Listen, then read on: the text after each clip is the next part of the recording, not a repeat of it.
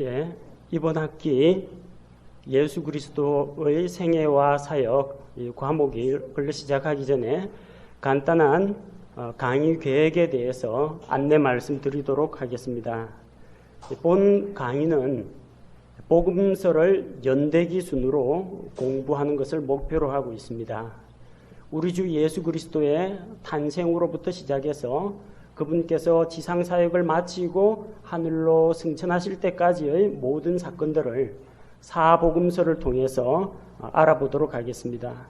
그래서 우리 주 예수님께서 이 세상에서 사셨던 그 모습, 그 삶의 모습과 그 현장 가운데 우리가 들어가서 그분의 삶의 모습을 배우고 그분의 사역을 통해서 또 배울 점을 찾고 주님을 닮아가고 주님을 본받는 삶을 살아가는 것을 본 강좌의 목표로 하고 있습니다.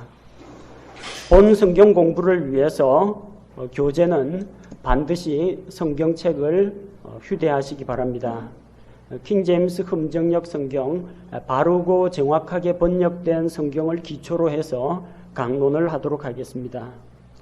그리고 본 강좌의 전체 책에는 얼빙 젠센의 그리스도의 생애라는 그 책자를 참고로 해서 예수 그리스도의 사역을 각 단계별로 시기별로 분류를 했습니다. 전체 골격 책에는 그 책을 참고로 했고 그 이외 나머지 사항들은 여러 책들을 참고로 해서 우리가 꼭 짚고 넘어가야 할 만한 중요한 교리, 또 그 가운데에서 우리가 바르게 이해하고 해석해야 될 그런 장들에 대해서는 별도의 시간을 할애해서 설명을 하도록 하겠습니다. 또 이 사복음서를 보면은 어떤 복음서에는 등장하는 사건이 다른 복음서에는 안 나오는 경우도 있습니다. 또 하나의 사건이 두 개 이상의 복음서에 동시에 기록되어 있는 그런 사례도 있습니다. 그래서 그런 것들을 우리가 좀 더 일목요연하게 알아볼 수 있도록 여러분께 사복음서 대조표라는 것을 나눠드렸습니다. 그걸 보고 어떤 한 사건을 발견하시면요, 그게 마태 누가복음에 나오는지 마태 마가복음에 나오는지 아니면 요한복음에만 나오는지 한번 살펴보시고 동일한 사건이지만 각 복음서 기자들이 그걸 어떤 식으로 기록하고 표현하고 있는지 대조하고 비교하는 용도로 사용하시면 되겠습니다. 자, 그리고 이번 학기 과제물, 이번 학기에는 복잡하게 리포트 쓰는 과제물은 없습니다. 대신에 마태복음, 마가복음, 누가복음, 요한복음 이 사복음서를 이번 학기 중에 한 번씩 일독하는 것을 목표로 하겠습니다. 마지막 기말 시험 때 나는 사복음서를 다 읽었다, 그러신 분은 다 읽었다고 표시를 해 주시면 됩니다. 뭐 반쯤 읽었다 그러면은 반쯤 읽었다고 표시해 주시면 그걸 가지고 과제물 채점하는 기준으로 삼도록 하겠습니다. 그리고 평가하는 방법은 우리가 정규 학교는 아닙니다만 이 평가가 없으면은 자기 자신에 대해서 자기가 어느 정도 수준에 이르렀는지 알아볼 방법이 없습니다. 그래서 객관적인 비교 기준을 만들기 위해서 점수를 매기도록 하겠습니다. 일단 기본적으로 출석 점수는 10점을 드립니다. 만약에 반드시 중요한 어떤 일이 있어가지고 부득이하게 빠질 때는 사전에 연락을 주시고 또 그렇게 하면은 이번 강좌한 내용을 녹음 파일로 보내드리도록 하겠습니다. 어쨌든 해당 시간이 아니더라도 주중에라도 듣고 공부를 하고 진도를 따라오셔야 됩니다. 그리고 앞서 말씀드린 과제물 점수 10점, 시험은 우리가 7주차와 14주차에 두 차례에 걸쳐서 중간고사, 기말고사 각각 나누어서 보도록 하겠습니다. 그래서 40점짜리 시험이 두 번입니다. 그래서 80점, 출석 10점, 과제 10점, 합계 100점으로 점수를 매기고 성적은 각 개인에게 개별적으로 통보하도록 하겠습니다. 이번 학기에 다루는 복음서 전체 내용은 전체 14주 강좌로 구성을 했는데 제일 먼저 우리가 왜 이 과목을 공부하는지 본 과목을 공부하는 목표에 대해서 살펴보고 공부하면서 어떤 걸 중점적으로 연구할 것인지 요점을 알려드리도록 하겠습니다. 그리고 사복음서의 특징 비교에 대해서 1시간을 할애하도록 하겠고 그 다음에는 조금 어려운 문제입니다. 공관복음 문제. 왜 사복음서가 어떤 면에서는 비슷하고 어떤 면에서는 차이를 보이는지 공관복음의 문제에 대해서 다루도록 하고요. 그 다음에 신약 성경 복음서 내용을 이해하기 위해서 신약 시대의 역사적 배경, 지리적 배경, 종교적 배경, 마지막 바빌론 포로 귀환기부터 시작해서 예수 그리스도께서 탄생하기까지 흔히들 신구약 중간기라고 부릅니다. 그 기간 동안에 어떤 사건들이 일어났는지 정치, 사회, 문화, 종교적인 배경에 대해서 알아보도록 하겠습니다.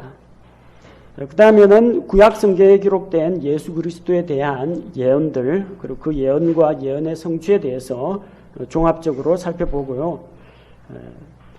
8과부터 이제 예수님의 출생 이야기가 시작이 됩니다. 나셔서 어린 시절을 보내고 자라시고 공생애를 위한 준비를 하고 그리고 마귀에게 시험을 받고 침례자 요한에게 침례를 받고 공생애를 시작하신 그 사건 그리고 초기에 예수님께서 사역하시던 유대 지방 사역과 그리고 북쪽 갈릴리, 가버나움을 중심으로 하는 갈릴리 사역, 그리고 중기의 갈릴리 사역, 그리고 중기의 갈릴리 사역 1, 2로 나눠서 살펴보고요. 그 중간중간에 예수님이 제자를 불러 모으신 사건, 그리고 산상설교가 들어갑니다. 그래서 예수님의 제자 훈련 방법과 제자의 삶이 어떤 것인지 한번 다루도록 하겠습니다. 그리고 마태복음 5장, 6장, 7장에 나오는 예수 그리스도의 산상보훈, 산상설교에 대해서 정리를 하도록 하겠습니다. 또 이 복음서에서 중요한 부분 중에 하나죠. 하늘의 왕국, 하나님의 왕국. 하늘의 왕국과 관련된 마태복음 13장 왕국 비유에 대해서 살펴보고 그 다음 예수님의 후기 갈릴리 사역, 그 다음 후기 유대와 요르단 동쪽에 있는 페레아 지역의 사역에 대해서 살펴보도록 하겠습니다. 그리고 20과부터 24과까지가 5과에 걸쳐서 예수님의 고난, 그리고 올리브산 담화, 종말론, 그 다음에 유월절과 주의 만찬, 예수님의 십자가 사건과 예수님의 십자가 사건과 대속, 그리고 예수님의 부활과 승천에 대해서 다루도록 하겠습니다. 그리고 기말고사를 보면은 한 학기가 모두 마무리가 됩니다. 자, 그래서 이 강의 계획서를 잘 보관해 두셨다가 여러분이 앞으로 어떤 내용을 공부한다 미리 보시고 여러분 나눠드린 그 교재 있죠? 그 교재 내용을 미리 조금 읽어 오시면 되겠습니다. 매주 유인물을 나눠주는 게 아니라 한 학기 공부할 거를 책자로 묶어서 나눠드렸으니까요. 조금씩 읽어보고 공부를 해오시면은, 예습을 해오시면은 아마 본문 내용을 이해하는데 도움이 되리라고 생각합니다. 자, 오늘은 첫 번째 시간으로 예수 그리스도의 생애와 사역 연구, 우리가 다루는 주제가 어떤 것인지 한번 종합적으로 살펴보도록 하겠습니다. 성경 66권은 둘로 나누면 구약 39권과 신약 27권으로 나눌 수가 있습니다. 그 구약 성경의 주제는 무엇이냐? 하나님께서 아담을 통해서, 아브라함을 통해서, 모세를 통해서, 다윗을 통해서, 또 여러 대언자들을 통해서 주신 약속이 있습니다.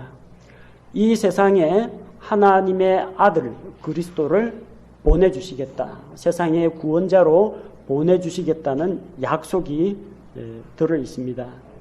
따라서 구약 성경의 주제는 무엇이냐? 세상에 오실 예수 그리스도를 소개하는 것입니다. 그리고 신약 성경은 하나님께서 약속하신 대로 이 세상에 오신 그리스도를 다루고 또 다시 오실 예수 그리스도에 대해서 소개하고 있습니다. 즉 구약 성경과 신약 성경 모두 다 예수 그리스도에 대해서 초점을 맞추고 있다는 겁니다. 성경의 중심은 예수 그리스도입니다.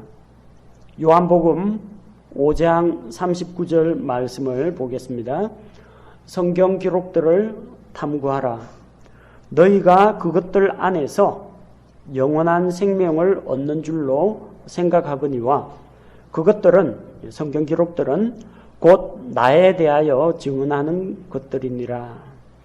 하나님께서는 성경 말씀을 통해서 우리에게 생명을 주기를 원하십니다. 이 말씀이 진리고 이 안에 하나님의 생명이 들어 있습니다. 유대인들은 이 성경 말씀을 주야로 읽고 암송하고 묵상했습니다. 성경 안에 하나님의 진리가 있고 그 안에 생명이 있다고 믿었습니다. 하지만 그 하나님의 말씀이 사람의 몸을 입고 이 세상에 오셨을 때 사람들은 그분을 받아들이지 않았다는 겁니다. 자, 우리가 여기서 경계를 받아야 합니다. 유대인들이 성경 지식이 짧아가지고 예수 그리스도를 몰랐던 것이 아닙니다. 성경 지식을 머리로만 가지고 있는 겁니다. 머리로는 가지고 있는데 마음으로는 받아들이지 않는 겁니다. 성경 어디에 어떤 구절이 있다는 건 기가 막히게 잘 압니다. 그러나 문제는 그 말씀을 자기 삶 가운데 받아들이고 실천하지 않는다는 게 가장 큰 문제라는 겁니다. 성경 기록들을 탐구하고 열심히 묵상하고 찾는 거 중요합니다. 근데 그 안에 있는 핵심을 놓치면 안 됩니다. 그것들은, 성경 기록들은 곧 나에 대하여, 누구에 대하여? 예수 그리스도에 대하여 증언하는 것들이라는 겁니다. 만약에 그들이 율법의 빈 껍데기만 취하지 않고 율법을 주신 그 목적, 율법의 목적이 무엇입니까? 사람들로 하여금 죄를 깨닫게 하고 그들로 하여금 죄 문제를 해결할 구원자에게로 인도하는 역할이 율법의 역할입니다. 율법은 사람들을 그리스도께로 소개하는 훈육 선생입니다. 그런데 이 중요한 율법의 목적을 깨닫지를 못하고 율법의 자자구구를 글자 그대로 지키는 데만 사람들이 골몰했다는 겁니다. 성경에서 하나님께서 여세간 힘써 일하고 일흘째 되는 날은 안식하라. 이 안식이 뭐냐? 안식일 지키면 안식이 찾아오느냐? 찾아오지 않습니다. 안식일 날도 병든 사람 있고 죽어가는 사람 있고 안식일 날도 마음속에 걱정 근심 가득한 사람이 있습니다. 언제 안식을 누립니까? 죄 문제가 해결이 돼야 됩니다. 죄인들에게는, 사악한 자들에게는 평강이 없기 때문입니다. 자, 그래서 이 안식을 누리려면 이 안식이 뭘 의미하느냐? 하나님이 주시는 안식, 무거운 죄짐을 벗고 하나님께서 주시는 자유, 쉼을 얻는 게 안식이라는 겁니다. 이 안식일을 준 목적은 예수 그리스도께서 우리 모든 죄짐을 대신 담당하시고 우리에게 영원한 기쁨과 평화와 안식을 주신다는 것에 한 모형에 불과한 겁니다. 그러나 이 사람들은 하나님의 안식이 목표가 아니라 안식일을 도대체 어떻게 지켜야 하느냐, 이게 초미의 관심사인 겁니다. 안식일 날 일해도 되느냐? 일하면 안 된다. 취사하면 되느냐? 취사하면 안 된다. 금요일 날 전부 음식 만들어내야 된다. 그러면 이 빵 들어 올려가 먹는 건 괜찮느냐? 이런 것까지 이제 따지는 겁니다. 아니, 그러면 사람이 도대체 어느 정도의 무게를 들어 올려야 안식 위반이 아닌가? 안식일 날 멀리 여행하는 거, 그것도 일이거든요. 안식일 날 여행하는 거 안 된다면 안식일 날 성전에 가거나 회당에 가는 건 허용이 되느냐? 그럼 도대체 몇 킬로미터까지 걸어가면은 안식일 준수고 그 어느 정도를 넘어야 안식일 위반인가? 이런 걸 따지기 시작했다는 겁니다. 내가 거룩하니 너희도 거룩할지어다 하면 거룩하신 하나님을 묵상하고 자기 마음속에 있는 죄들을 하나님 앞에 다 토해내고 회개하고 돌아와야 되는데 어떻게 하는 게 거룩이냐? 몸과 마음을 깨끗하게 해야 된다. 자, 그럼 몸을 어떻게 깨끗하게 해야 되느냐? 들어오고 나갈 때마다 우리가 손을 씻도록 하자. 이게 하나의 율법으로 굳어진 겁니다. 들어오면서 나오면서 손 씻고 그릇을 깨끗이 씻고 부정한 것을 만지지 않고 시체나 부정한 것에 접촉한 사람은 일주일 동안 자기를 정결하게 하고 이렇게 함으로써 자기는 거룩하게 된다라고 생각한 겁니다. 이렇게 하면 하나님께서 나를 받아주실 거라고 생각한 겁니다. 근본 중심은 무엇입니까? 율법에서 가장 핵심되는 것은 하나님의 사랑, 하나님의 공의, 사람들을 향한 긍휼, 이 율법의 기본 정신입니다. 그리고 그 율법은 모두 다 뭘 맞추고 있어요?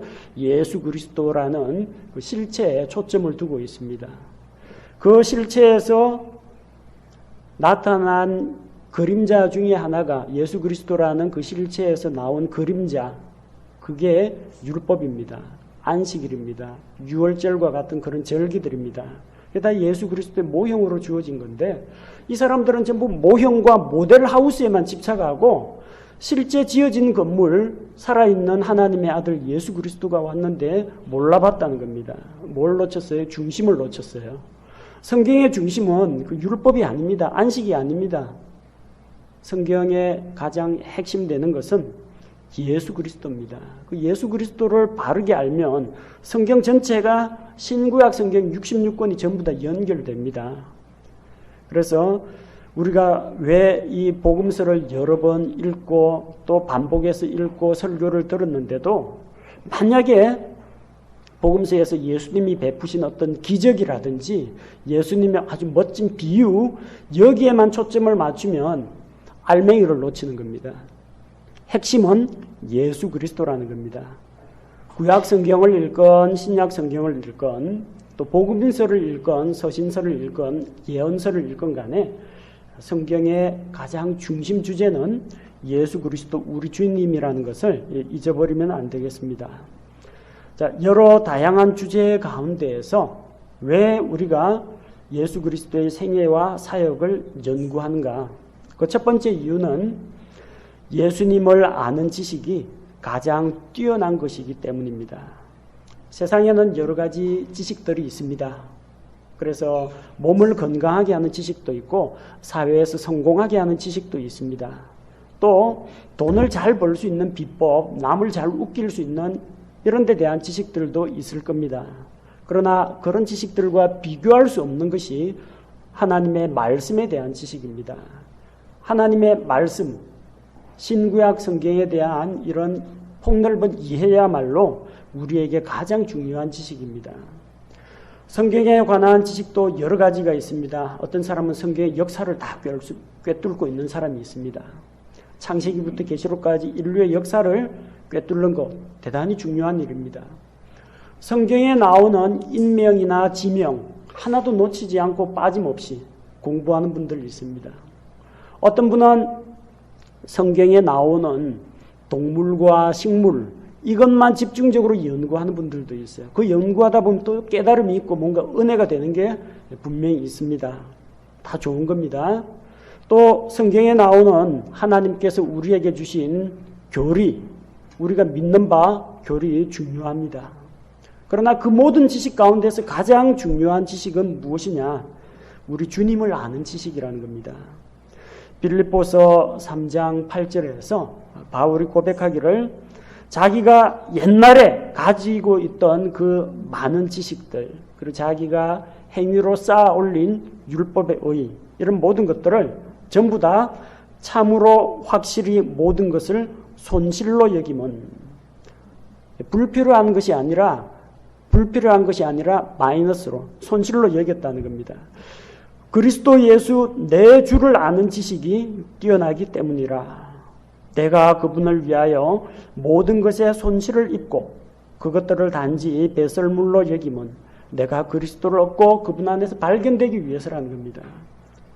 자, 우리 주 예수 그리스도를 아는 지식, 이것이 가장 뛰어나다는 겁니다. 우리 찬송가에도 나오죠. 내 구주 예수를 더욱 사랑, 그리고 나에게 베풀어 주신 그 크신 은혜를 간절히 알기 원하네. 내 구주 닮기 원하네. 이런 찬양들이 많이 있습니다. 우리의 목표는 바로 나를 구원하신 하나님의 아들 예수 그리스도, 그분을 날마다 더 알아가는 겁니다. 단순히 성경 공부만을 통해서 알아가는 건 아닙니다. 그분에 대해서 배우고 배운 바 말씀을 묵상하고 적용하고 실천하는 가운데에서 살아있는 지식으로, 머릿속의 지식이 아니라 마음으로 믿는 지식으로, 행함으로 실천하는 그런 지식으로 옮길 수 있다면 우리의 신앙생활에 크게 도움이 될 것입니다. 두 번째, 우리 그리스도인들의 목표가 있습니다. 하나님께서 믿는 자들에게 예정을 하셨습니다. 안 믿는 자들을 대상으로 누구를 믿게 하고 누구를 믿지 못하게 하고 이렇게 예정을 하신 것이 아니라 믿고 구원받은 자들은 하나님의 예정을 입었습니다. 그 예정의 목표가 무엇이냐? 주님을 닮아가는 것입니다. 로마서 8장 29절에서 그분께서는 자신이 미리 아신 자들을 또한 예정하사 자신의 아들의 형상과 같은 모습이 되게 하셨나니 이것은 그분이 많은 형제들 가운데에서 처음 난 자가 되게 하려 하심이니라. 우리의 목표는 자신의 아들, 하나님의 아들 예수 그리스도의 형상과 같은 모습이 되는 겁니다. 예수 그리스도의 형상을 닮으려면 어떻게 해야 됩니까? 그분을 만나고 그분과 교제해야 됩니다. 그분께서 말씀하시는 그 현장에 가야 됩니다. 그분께서 기적을 일으키시고 사람들을 불러 모으시고 사역을 하시는 그 현장에 우리가 그 시대, 예수님께서 사시던 그 시대 그 현장으로 들어가야 됩니다. 따라서 이 복음서를 통해서 우리가 예수님께서 사셨던 그 시대의 사람들처럼 예수님의 말씀을 듣고 또 예수님께서 행하신 일들을 보면서 예수 그리스도가 어떤 분인지를 알고 그분을 닮아가야 됩니다. 머릿속 지식뿐만 아니라 실제 우리의 삶의 모습이 그리스도를 닮아가야 됩니다. 그 예수님을 닮기에 가장 좋은 성경이 어디냐면 복음서입니다. 물론 구약 성경에 예수님에 대한 예언도 나오고요.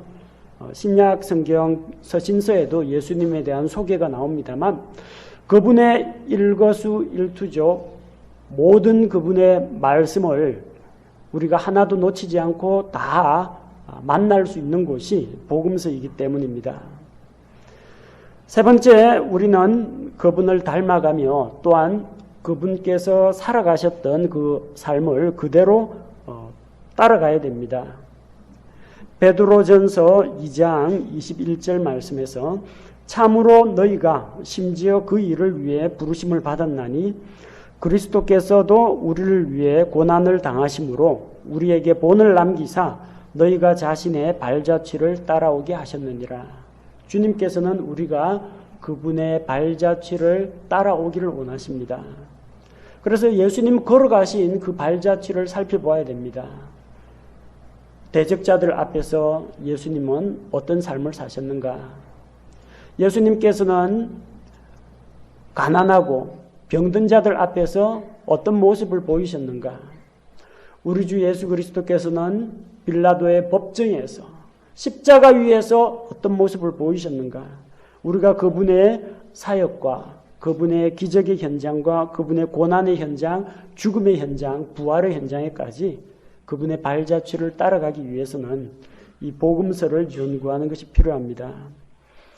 또한 우리가 믿고 있는 그 예수 그리스도를 다른 사람들에게 소개하려면 우리가 먼저 주님을 알아야 됩니다. 우리는 예수 그리스도의 증인입니다. 우리는 그분께서 유대인들의 땅과 예루살렘에서 행하신 모든 일의 증인이라. 우리가 그분의 증인입니다. 증인은 법정에서 재판관 앞에서 듣고 있는 회중들 앞에서 자기가 보고 듣고 느끼고 또 관찰한 바를 사실 그대로 소개하는 사람입니다. 예수 그리스도의 증인이 되려면 어떻게 해야 됩니까? 여러분 논리학을 배우거나 웅변이나 화술을 배울 게 아니라 예수님을 배워야 됩니다.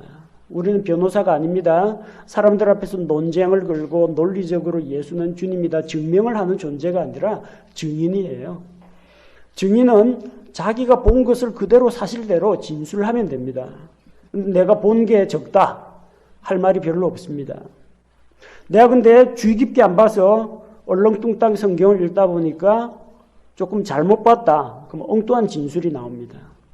제대로 보고 주님을 제대로 보고 제대로 증언을 하기 위해서는 우리가 예수 그리스도를 잘 배워야 됩니다. 그분의 생애를 잘 연구해야 한다는 겁니다. 또한 예수 그리스도의 생애와 사역을 연구하다 보면 신약 성경 가운데에서 이 사복음서를 더 깊이 있게 이해하게 됩니다. 예수 그리스도께서 이 세상에 오셔서 사셨던 삶의 모습과 그분께서 행하신 일, 그분께서 가르치신 모든 것들은 거의 대부분 사복음서 안에 들어가 있습니다. 그래서 예수 그리스도의 생애와 사역을 공부하면서 신약 성경 복음서를 더 깊이 이해할 수 있다는 것입니다. 우리는 이번 학기에 예수 그리스도의 생애와 사역을 공부하면서 크게 세 가지의 초점을 맞추고자 합니다. 일반적으로 사람들이 누구를 만났다 아니면 다른 사람에게 새로운 사람을 소개한다. 보통 두 가지를 물어보거나 두 가지를 소개합니다. 요즘 너 누구랑 사귄다며 하면서 처음 나오는 질문이 뭔가? 그 사람 누구냐? 그 다음에 그 사람 뭐 하는 사람이야? 두 가지 물어봅니다.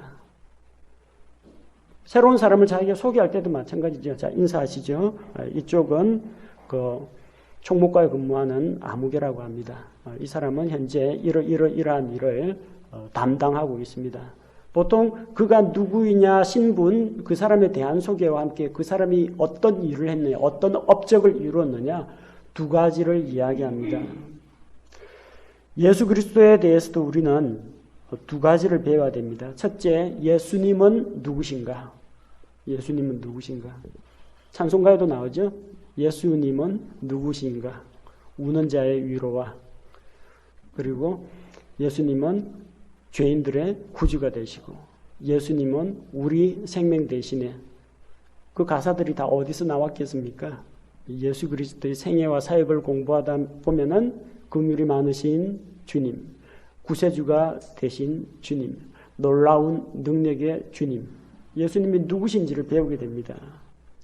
이번 학기 공부하면서 무엇보다도 예수님이 누구신가? 기계적으로 답하지 마십시오. 예수님 누구십니까 하면은 주는 그리스도시요 살아계신 하나님의 아들이십니다. 습관적으로 나옵니다. 물론 맞습니다. 틀렸다는 이야기는 아니에요. 근데 정말 여러분이 믿고 알고 경험한 예수님은 어떤 분이냐는 겁니다. 여러분이 실제로 예수님을 만나고 그리고 사람들 앞에서 간증할 수 있는 그 예수님. 교리서에 나오는 예수님 말고요. 실제 여러분이 맛보아 알고 있는 그 예수님을 소개해야 됩니다. 예수님은 누구십니까? 이 질문에 대해서 여러분이 답해 보시기 바랍니다. 두 번째는 예수님은 무슨 일을 하셨는가? 예수님이 행하신 일 복음서에 많습니다. 그리고 여러분 자신에게 무엇을 해주셨는지 기도응답을 주셨습니다. 병을 고쳐주셨습니다. 구원을 주셨습니다. 제게 살아있는 소망을 주셨습니다. 여러 가지 고백들이 나올 수 있어야 됩니다. 예수님이 당신에게 무엇을 해주셨습니까? 여러분이 생각해보고 이 문제에 대한 답을 스스로 내리시기 바랍니다. 그리고 세 번째는 바로 이 성경 공부를 통해서 배운 점들, 자기가 직접 경험했거나 성경 인물들이 경험했거나 간접적으로 배우는 것도 있습니다. 그 배운 점을 자신의 삶에 적용하고 실천해야 됩니다. 마태복음 7장 24절에서 29절 말씀을 보면 주님의 말씀을 듣고 행하는 자는 반석 위에 집을 지은 지혜로운 자라고 했습니다. 주님의 말씀을 듣고도 행하지 않는 자는 모래 위에 집을 지은 어리석은 자라고 했습니다.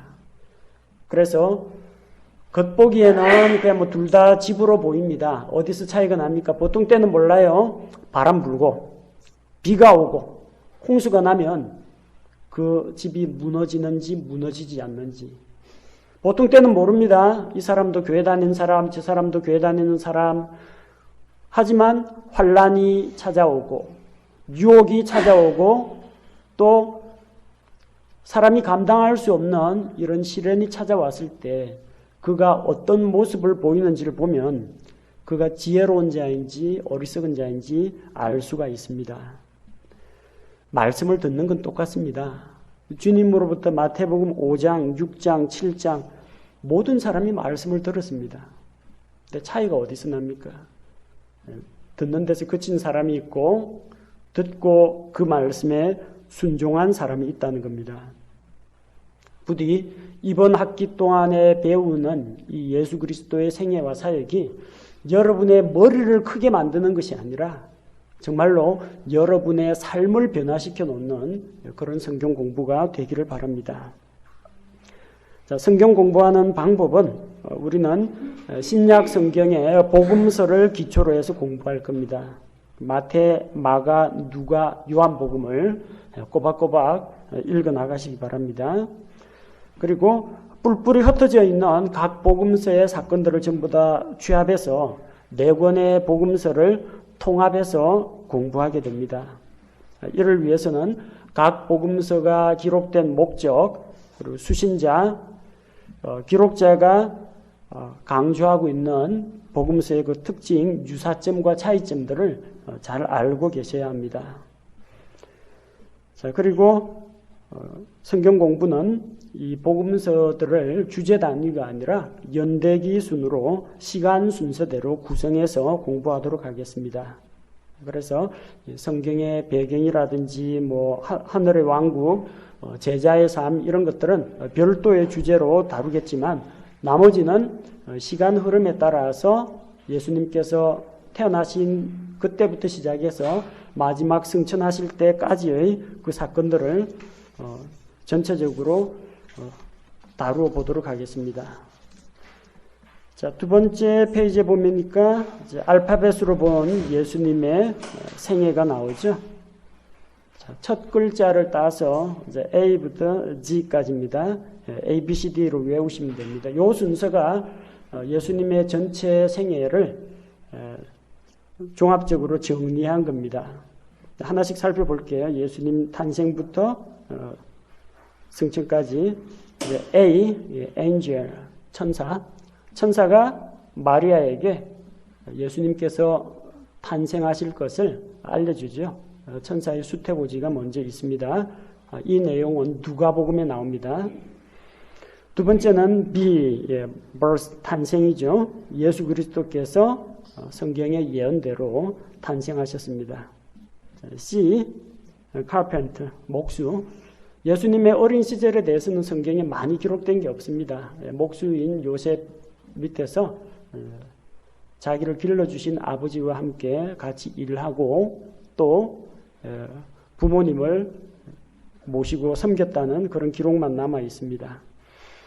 그리고 이제 예수님께서 공생애를 시작하실 때 D, 도브, 비둘기, 침례자 요한에게 침례를 받을 때 성령께서 비둘기같이 내려오셨습니다. 그리고 이 enemy, 대적, 마귀에게 세 차례 시험을 받으십니다. 그래서 공생애를 위한 준비를 마치셨죠. 그 다음 예수님께서 갈릴리 해변에 다니시면서 F, followers, 예수님께서 제자들을 부르셨습니다. 그리고 첫 번째 베푸신 기적이 무엇입니까? G, guest.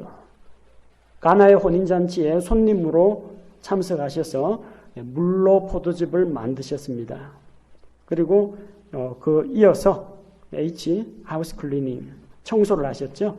하나님의 전을 청소하셨습니다. 이것은 나중에 예수님 공생에 마무리할 때도 한번 하셨어요. 뒤에 U 나오죠. upset, 뒤집어 엎음. 그래서 두 번째 성전 대청소, 역시 청소를 하셨습니다.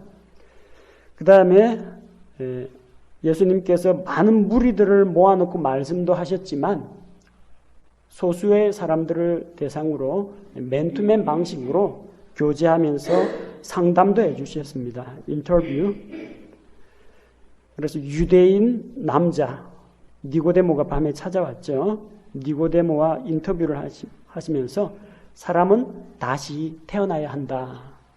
다시 태어남에 대해서 말씀을 하셨습니다. 그 다음 사마리아 여자, 이방인 여자입니다. 제이콥스 웰, 야곱의 우물. 우물에서 사마리아 여자를 만나서 그녀에게도 역시 생명수를 얻는, 생명에 이르게 하는 그 말씀을 전하셨습니다. 근데 예수님께서 이렇게 사역을 하지만 자기 고향에서는 환영을 받지 못했습니다. 킨, 친족. 자기 고향과 친족에게서는 환영을 받지 못합니다. 대언자가 자기 고향에서는 환영받지 못한다고 하셨죠. 그래서 친족들에게 배척을 당하시고 갈릴리 나사렛에서는 배척을 당하셨어요. 그래서 장소를 옮기십니다. 로케이션. 장소를 옮기셨는데 사역의 중심지를 갈릴리 가브나움으로 옮기셨습니다. 그리고 메시지. 예수님께서 산 위에 오르사 산상설교를 들려주셨고, 그리고 제자들에게 하나님의 능력을 보여주십니다. nature, 자연. 바람과 바다를 잔잔하게 만드셨습니다. 풍랑이는 갈릴리 바다를 잔잔하게 하심으로써 하나님의 아들로서의 권능을 보여주셨습니다.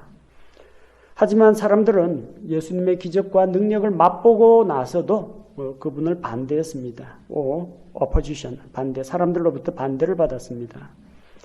자, 그래서 예수님께서는 하늘의 왕국에 대한 그런 이야기들을 비유로 들려주십니다. parables. 비유를 사용해서 알아듣기 쉽도록 말씀을 하셨습니다. 씨 뿌리는 비유, 가라지 비유, 계자씨 비유, 마태복음 13장에 나옵니다.